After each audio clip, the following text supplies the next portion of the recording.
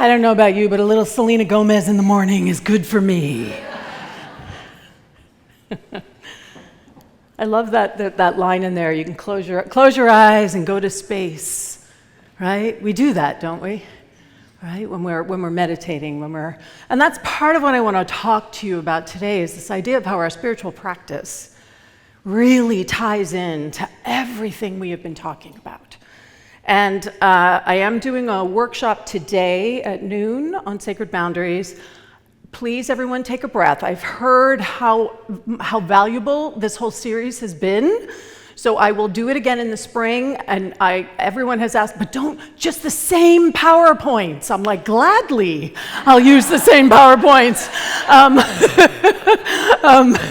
And I will culminate again with another Sacred Boundaries workshop. So if you missed this one, there will be other opportunities. This work is deeply, deeply important and very, very, very powerful.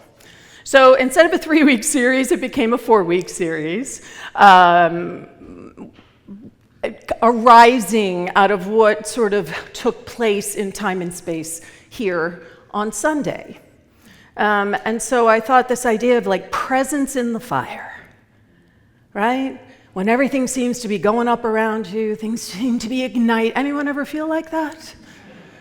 You know, it's one thing to be able to sit when there's absolute silence and ground yourself. But what happens when the point of that sitting is not just to sit? The point of that sitting is it then enables us to bring something into the world. And that world is not quiet. And sometimes that world is really, really loud, right?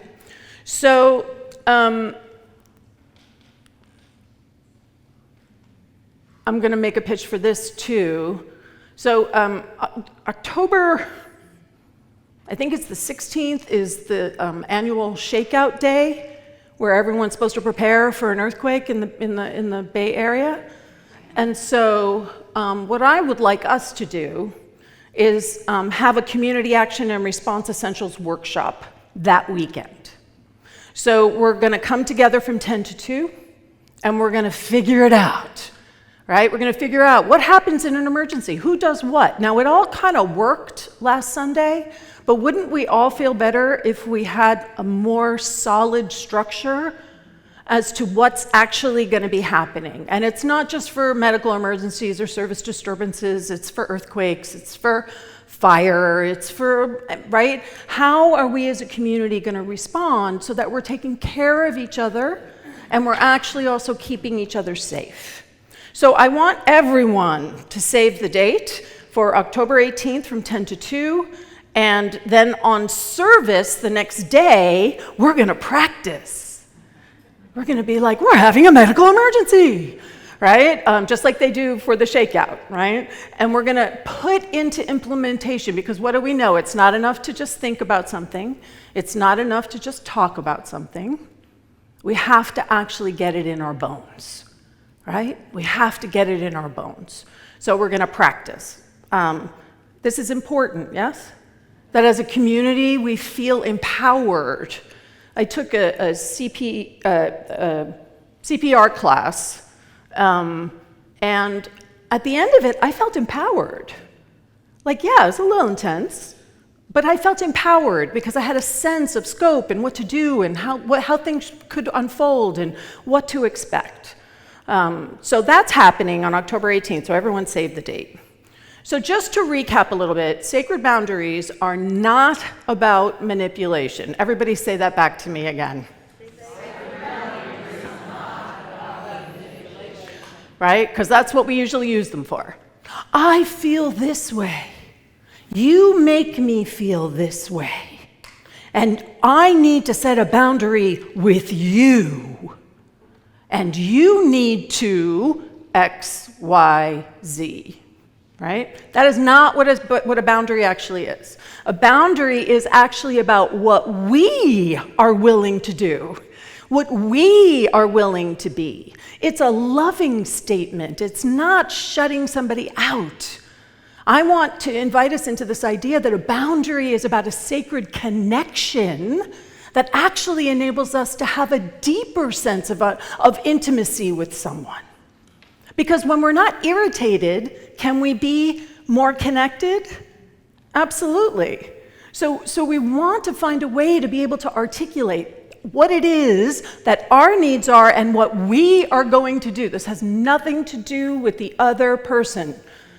Our boundaries don't exist just with one individual. Our boundaries are our boundaries, period. End of story. So it has nothing to do with the other person. It has to do with ourselves. And we need our boundaries. Yes, we're talking about setting limits, but we are not talking about becoming rigid. Right? I'm never going to, you do that, and I'm never going to talk to you again. Rigid, right? That's not what we're talking about. That our boundaries are a living expression of our love, and they should be supportive of everyone, right? They should be supportive of everyone. And then the last piece is that was last week, compassion without collapse. How do we stay this open-hearted presence, but not lose ourselves in the process? Not fall into the other person's pain, the other person's experience, and take it on as our own.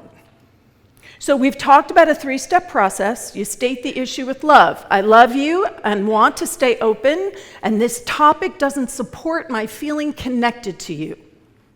Can you feel how there's nothing that says what the other person did was wrong or bad, or they're a horrible human, even though that's what our reactivity might be saying?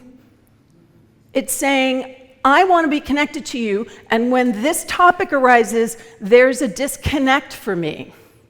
For me, taking responsibility for your own experience. And then we set a limit. If this comes up again, I'll end the conversation and we can speak at another time. Right? Not punitive, not punishing. If this comes up again, I'm never gonna, right?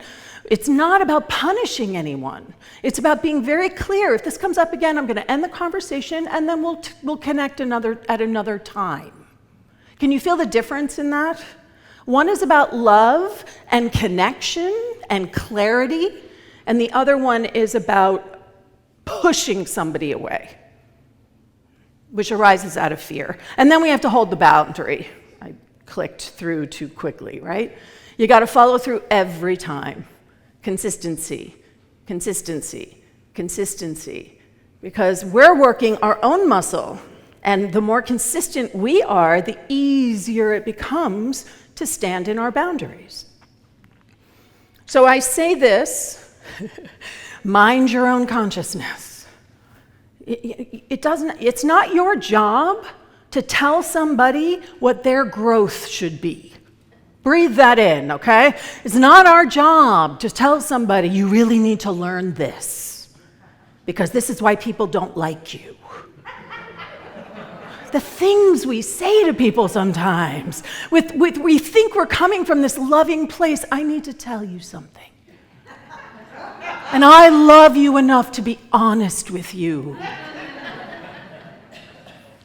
Right? So mind your own consciousness. Pay attention to your own stuff. Is that enough?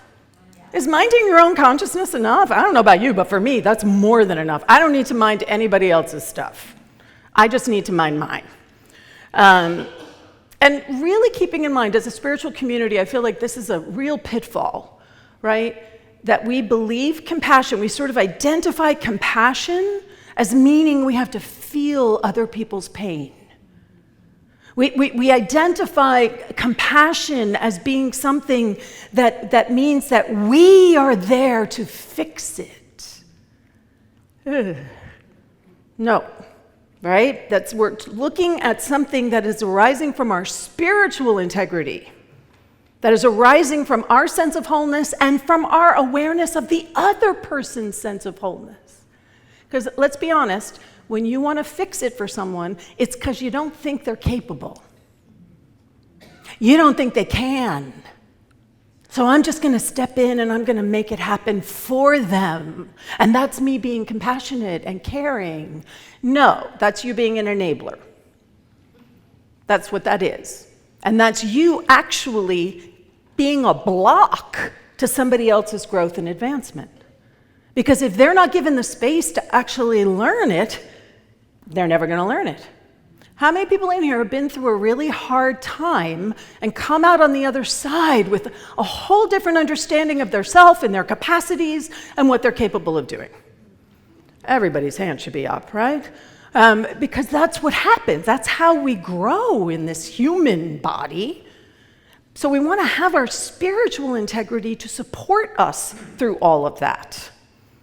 So when we talk about compassion in a spiritual context, what we mean is that we're open and empathetic. We are connected with discernment, and we anchor truth. We don't fall into the narrative. So a way to think about it, and an affirmation you can say for yourself is, I see your pain and I trust your power. Right? I see your pain. I can acknowledge that this is a really hard thing. But I know you got this. Because they do. They may stumble a bit. Anybody in here ever stumble? Yeah. Right? So they may stumble a bit, and you can be there to support them in their stepping out in what they're discovering for themselves.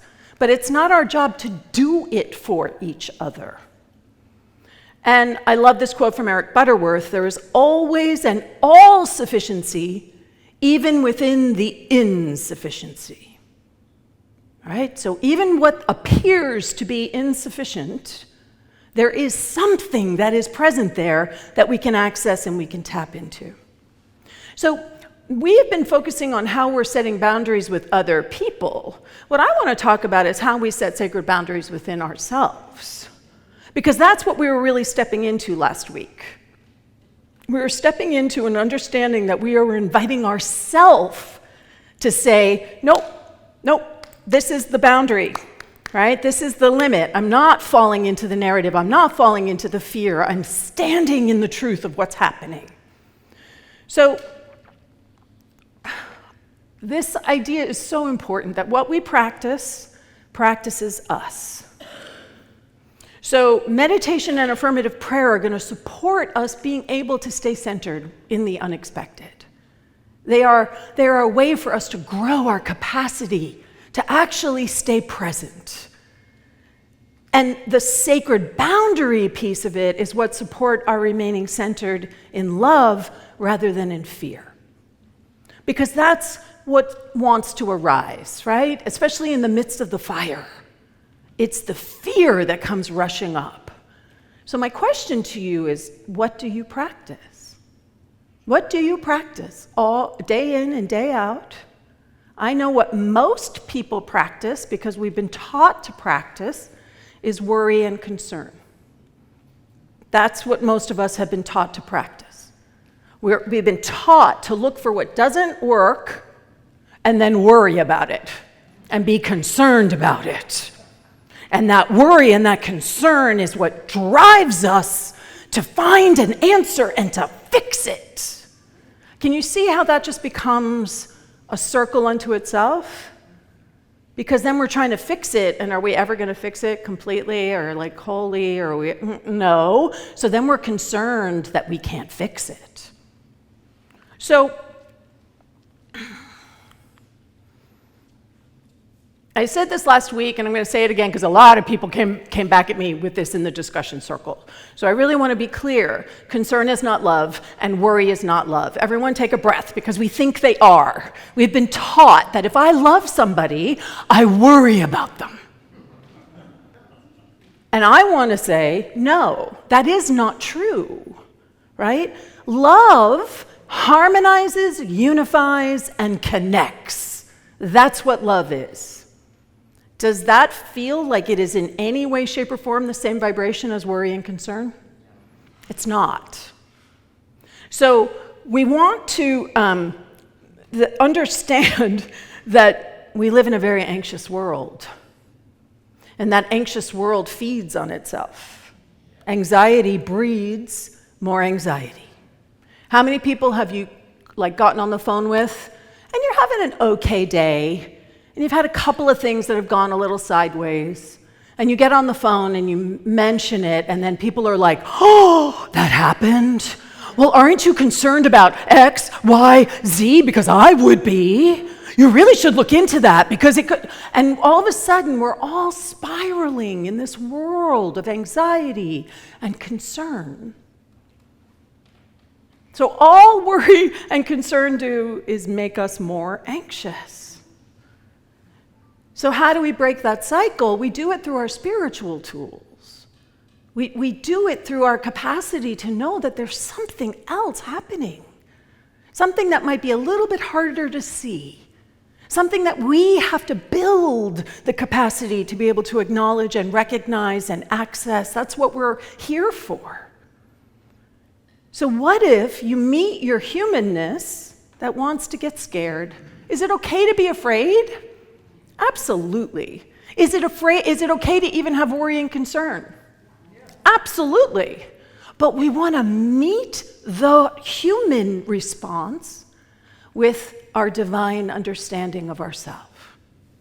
And when it's happening with others, we want to meet others' humanness with an understanding of their divine self. And when we have to meet life's crisis, because sometimes it's just, I had an acupuncturist tell me once, because I was early in New Thought, and I was a little like, the universe, I used to say that a lot. I don't say that anymore, right? And it's like the universe is not like some entity out there that's doing things and I have no control over, right? It's like, but I used to say the universe is trying to tell me something. How many people in here have said that to themselves? And my acupuncturist looked at me and she said, Deanne, sometimes we're just caught in the rain. And I was like, oh, isn't that kind of cool? Like, it rains. It's one of the things that happens, and sometimes we just get caught in it. So how are we going to navigate that?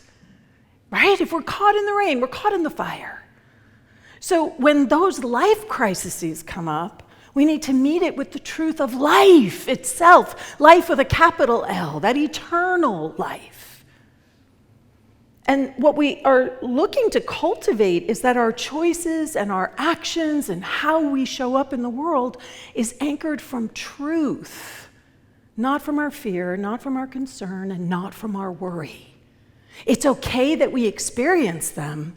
Another image that for me helps is sometimes I have to take my worry and it's like driving, and I have to literally take it and shove it in the back seat. Like, no, you get to be here, you can whisper, but get in the back seat. You're not driving. You're not driving my life. You are part of the information that I use to inform myself, but my fear is not the one that is choosing the direction and the choices that I am making. We want to bring the truth of who we are into this conversation. So, what would the 3-step process look like if we're looking at it within ourselves? It would be, state the issue with love. It's still the same thing, but we might say something like, I'm scared. That's the issue, right? I'm scared. And in my fear and panic, I'm making this about my own discomfort. I'm not connected with love. Now, how often does that happen? How often have you said to somebody, oh, I'm really struggling with this health challenge, and people are like, oh, I know all about that. See, one time I had this, and then and they've made it all about their own discomfort. And we do that because we get scared. We get scared and we get worried and we get concerned, and so we feel like we need to tell this person who might be experiencing something like we did that it's going to be okay, because I'm okay. But it's actually not helpful to not actually just be present and listen and stay connected. And if we have a discomfort, we get to deal with that on our own. And that's a boundary, that we don't take our stuff and spill it all over everybody else. It's one of the first things they teach us in ministry, is they say, when you get up to make a talk, you need to be on the other side of whatever you're talking about. You can't be in the midst of what you're talking about. You need to have moved through something so that you're not just all over everyone. How many people in here have friends who do all over you, right? How many people in here have done it themselves, right? We all do it. So we get to meet our humanness with love. We get to meet our humanness with grace. We get to make space. And how we do that is by setting a limit, which is within ourselves. I choose to recenter as love, knowing wholeness and seeing sufficiency, right? Like, I'm not going to let fear drive every decision I am making. And then we have to hold the boundary with ourselves as much as we have to hold it when we're navigating boundaries with others. We have to be really clear with ourselves. No, not giving into the fear. I got it. It's here. I've spent enough time with you. I've spent 24 hours with you. That's more than enough. I'm ready to move on. Right? So the practices that we have, it's funny. So I often, I do research when I do my talks and everything. And one of the things that came up as I was looking at it with ChatGPT was, they were like, well, it's these 3 things you need to do in the fire: center in truth, anchor the field, and act wisely. And I thought, wow. Because watch what this actually is, right? What this actually is the heart of affirmative prayer, right? Center in truth. God is. God is light, God is love, God is joy, God is beauty, God is wholeness, God is, right? Anchor the field. I am that. I am love. I am light. I am joy. We are light. We are love. We are joy. We did that last week, remember? We anchored Barbara's wholeness, but we had to know that we were whole too in order to hold her wholeness, right? So we get to learn and grow from each other and then act wisely. Therefore, I can.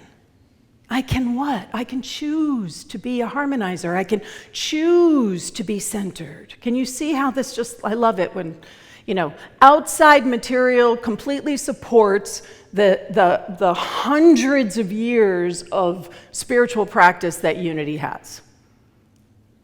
So how this might look in a prayer, right, would be center in truth, God is. There is only one power and one presence, and it is love, or we could say peace, or wisdom, or joy, or light, whatever you need in that moment. And then love is the truth of my life. It's the truth of all life. And it's active right here, right now. Can you feel how we're anchoring something with that? And therefore, as love, I can harmonize, unify, and anchor connection for all who are present. Can you feel how concrete that is? It's something you can actually do. And I know each person here is love. And so the connection is amplified by all of us.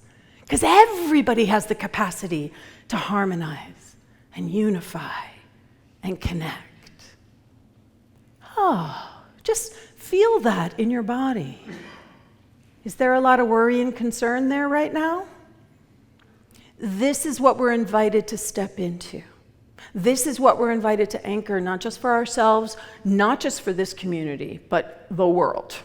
The world desperately needs, I would call it being a prayer warrior. Some people don't like that term, but for me, there's something, you felt it in the room last Sunday. We all had to sort of dig in somehow.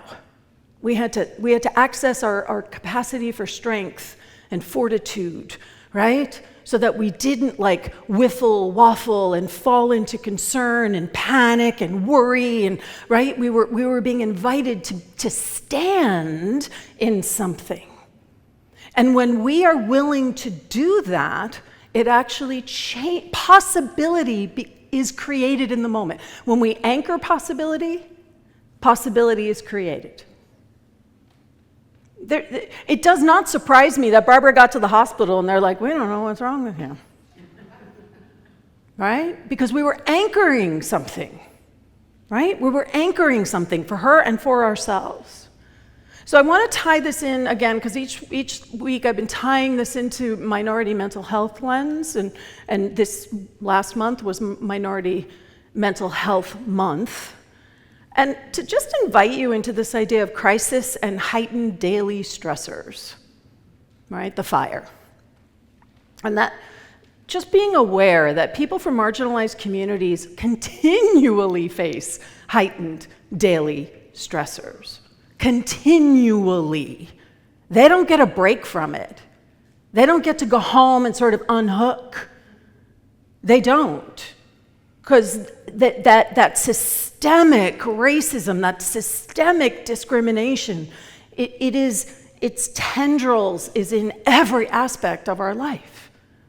When you are somehow in a minority group, it impacts everything. Things that people who aren't part of that minority group aren't even aware of, right? Aren't even aware of. That before Chris and I got married, legally married, before we could get legally married when Doma fell, we paid almost twice as much for me to be on her health care as we do now as a married couple. Things you can't even imagine. So imagine that as a stressor, because now we have to come up with more money. We had to file joint tax returns in Prince. One year it was crazy because we moved. So it was joint state in New Jersey, joint state in California, independent in federal. Do you know how much money that cost to process that many tax returns? So there's so many things that when you're not part of the community, and that's not even like that big of a thing, but it's those things that you're not aware of because it's not your lived experience. So just holding on to the understanding that crisis is not a rare event, right? For folks who are in the minority. It's not something that happens once in a blue moon. It is for a lot of us, it's a lived experience every single day. And there's a lot of stigma sometimes, especially in minority communities, about getting help, right? It comes from both directions. Asking for help. You're seeing a therapist? What's wrong with you? You crazy? Right? 2, the therapist dismissing and diminishing the lived experience of people who are minority because they don't understand the stressors of the day-to-day. So what you are invited to do, what I'm invited to do, because I am part of a minority group, and I am connected to another minority group with my wife, right? But there's other groups, like I'm still in a place of privilege, yes? So we're all being invited to see this truth without turning away from it, right? We're not disconnecting. Everything we're talking about with boundaries is about reconnecting. Recognize that the fires that others are walking through may be invisible to you. Don't dismiss it. Don't diminish it. I shared a couple weeks ago, the big one is Black women in pain in hospitals. They are continually, studies have been done that show that Black women are not given the same amount of painkillers. They're not given the same amount. Lynn's saying, don't you stop announcing that. But it's true. They're not given the same amount of painkillers. Their pain is dismissed. It's like, oh, come on, that's not really that painful. We do it all the time. So we want to recognize that even though it may not be something that's part of our experience, it is other people's experience on a regular basis. Now, my wife is lucky because she has me. It's true. She is lucky. She has me, right? If I don't feel like she's getting the medical care that I would get, you better believe I raise holy hell, right? But not everybody has that resource that's available to them. You want to commit to being a calm and grounded presence that helps make the load lighter, not heavier. right? Yes, you may, when you discover something that you didn't know about a minority group, that you're like, whoa, I had no idea. And it settles on you and you feel the weight of it, that's yours to carry. Because I got to tell you, I've been carrying mine for a long time. It's yours to carry.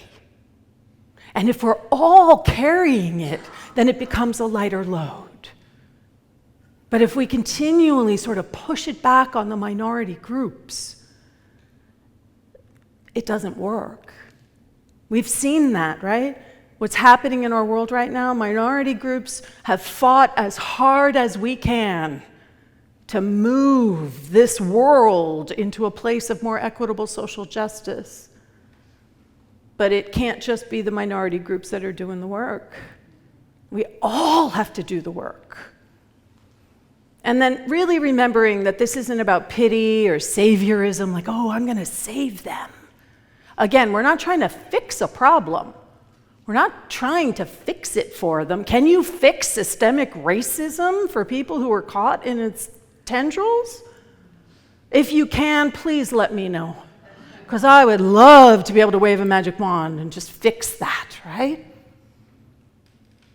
But what we can do is be in solidarity and be rooted in respect and just listening. Sometimes that's it. I mean, you know that. Sometimes you just need to be heard. And that's enough. Not dismissed, not diminished, not judged because you're overwhelmed. Knowing that you are overwhelmed, but you know, it's okay.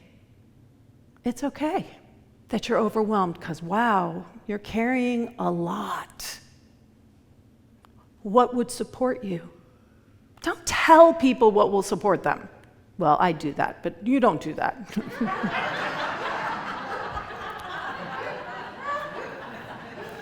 Everything I say is an invitation. Right? But you ask, you are listening. What would support you? What has supported you in the past? What could you access right now? How can I support you supporting you? Not how can I support you to fix it for you, but how can I support what you're looking to make active in your life? And then this whole thing around collective presence. So we had this lived experience of it, and the reason why I wanted to do this talk is because I don't want it to just be, oh, that was that situation. That was that specific moment. It was that specific moment, but I want to invite us into that we can access what we accessed at any time.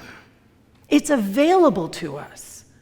And so the question for me really comes, like, when the fire comes in my life, in another's life, in the world, am I going to add to the flames with my fear? Or am I going to embody the peace that passes understanding? And that is the constant question we get to ask ourselves.